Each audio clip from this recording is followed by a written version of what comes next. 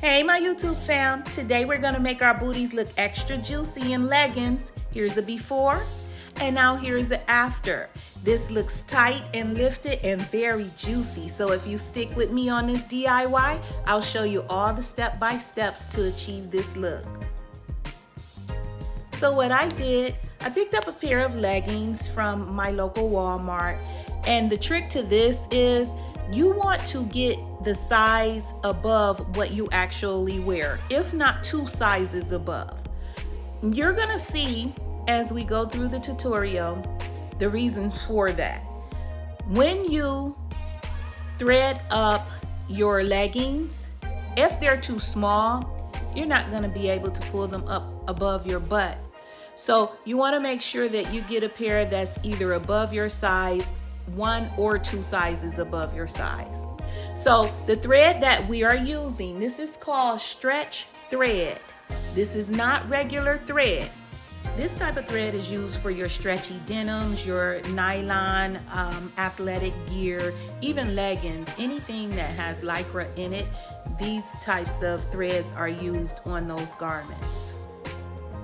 So basically, I'm going to anchor in the middle. There's a 4-point section right at the crotch area of these leggings, and I'm going to make maybe 3 stitches there, and that's just to get a good anchoring of that thread.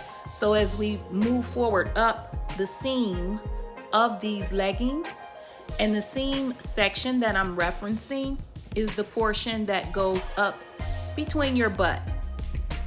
So you'll see as the step-by-steps go on the type of stitching that I'm going to make as I make my way upwards on this back seam. And I know my hands move kind of quick. I'm tugging on this string here just to give you an idea of how much pull it has, and it's not breaking away. And for those who are new to my channel, my movements is more of a watch and learn, more so than me talking you through it. You can replay as many times as it takes to get it. Now I'm going out the back and through the front, out the back again, back and through the front. And I'll make maybe 3 or 4 stitches just so my thread won't get all tangled up. And you see how I have the needle position? So I'm gonna pull this through. And I'm just keeping the thread from being tangled as I pull it through. And when I pull it through, I'm going to push the fabric down on top of the thread to scrunch it up.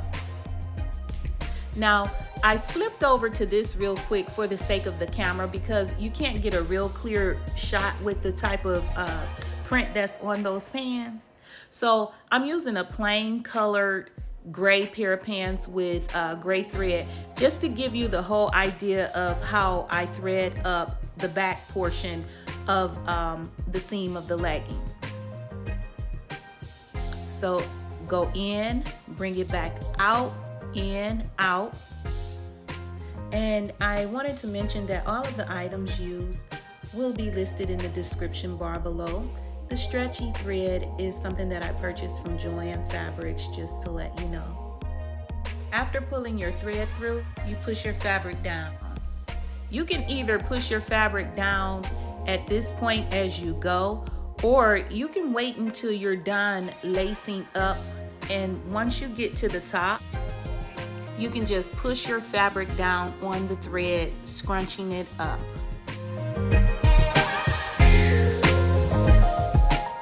Now I'm closing this off. I put the thread in and then wrap the thread around the needle, and that's the way to anchor and make sure your closure is good. I'll cut it, split the thread into 2 parts, and triple knot it here. So I'm turning them inside out so you can see the effects of how that thread makes it scrunch up in the back. And that's basically what I'm repeating here on these leopard print leggings.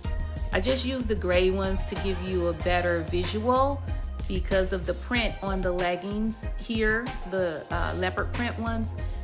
It's not really clear, so hopefully you're able to get the idea.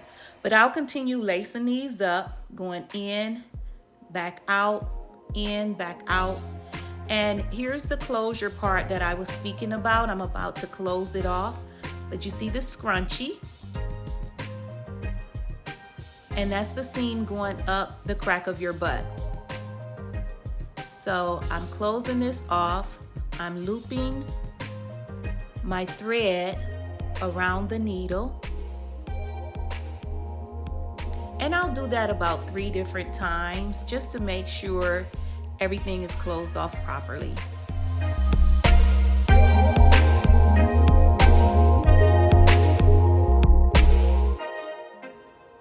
And I know I'm going a little fast here, but I'm going to slow down to show you exactly how I do it. There it is.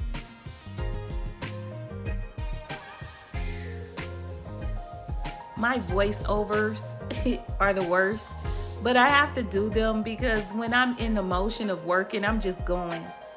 I really cannot talk and work at the same time. I'm sorry. Hopefully this gives you an idea. But you see how it stretches? There's the finished look.